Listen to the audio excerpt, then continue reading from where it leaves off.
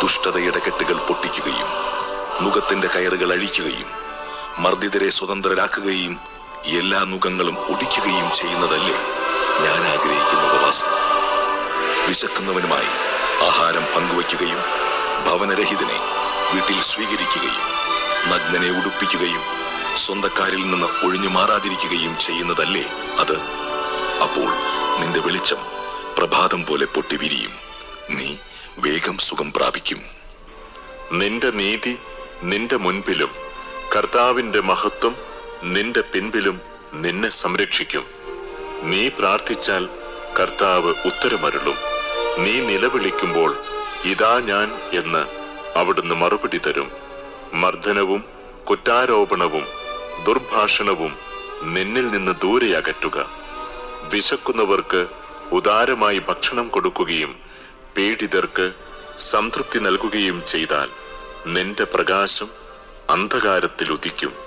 നിന്റെ ഇരുണ്ട വേളകൾ മധ്യാഹ്നം പോലെയാകും. കർത്താവ് നിന്നെ നിരന്തരം നയിക്കും. മരുഭൂമിയിലും നിനക്ക് സമൃദ്ധി നൽകും. നിന്റെ അസ്ഥികളെ ബലപ്പെടുത്തും. നനച്ചു വളർത്തിയ പൂന്തോട്ടവും വറ്റാത്ത നീരുറവയും പോലെയാകും നീ. നിന്റെ പുരാതന നഷ്ടശിഷ്ടങ്ങൾ പുനരുദ്ധരിക്കപ്പെടും.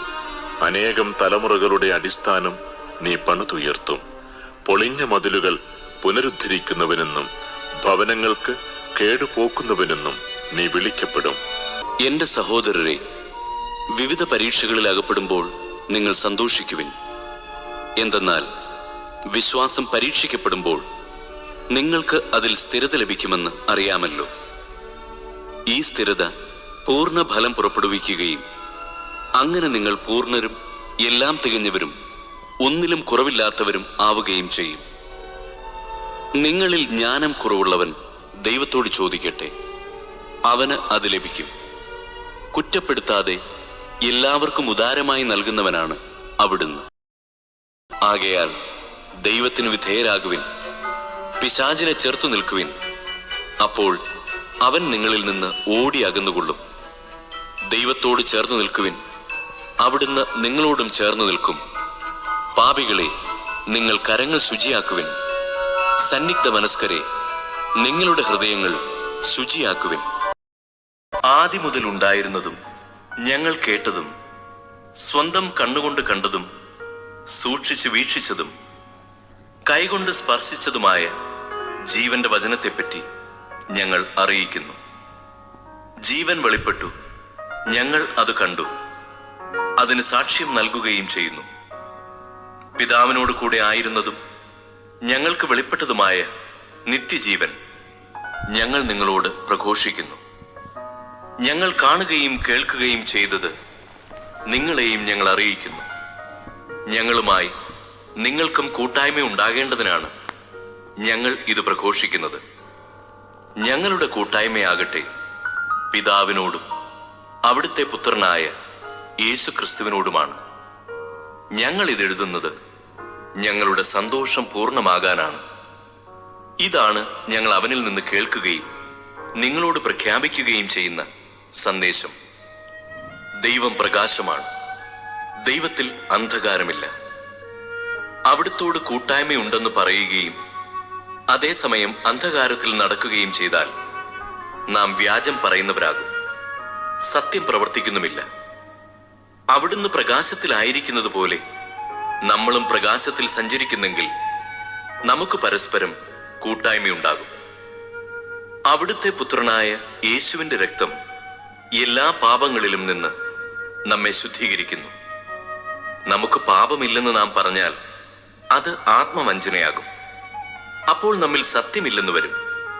എന്നാൽ നാം പാപങ്ങൾ ഏറ്റുപറയുന്നെങ്കിൽ അവൻ വിശ്വസ്തനും നീതിമാനുമാകയാൽ പാപങ്ങൾ ക്ഷമിക്കുകയും എല്ലാ അനീതികളിലും നിന്ന് നമ്മെ ശുദ്ധീകരിക്കുകയും ചെയ്യും.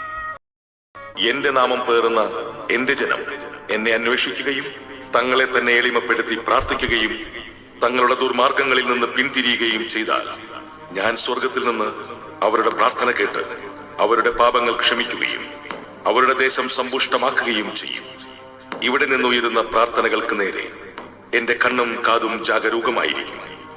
എന്റെ നാമം ഇവിടെ എന്നേക്കും നിലനിൽക്കേണ്ടതിന് ഞാൻ ഈ ആലയം തിരഞ്ഞെടുത്ത് വിശുദ്ധീകരിച്ചിരിക്കുന്നതിനാൽ എന്റെ ഹൃദയപൂർവമായ കടാക്ഷം സദാ ഇതിന്മേൽ ഉണ്ടായിരിക്കും. ശക്തരും ധീരരുമായിരിക്കുവിൻ.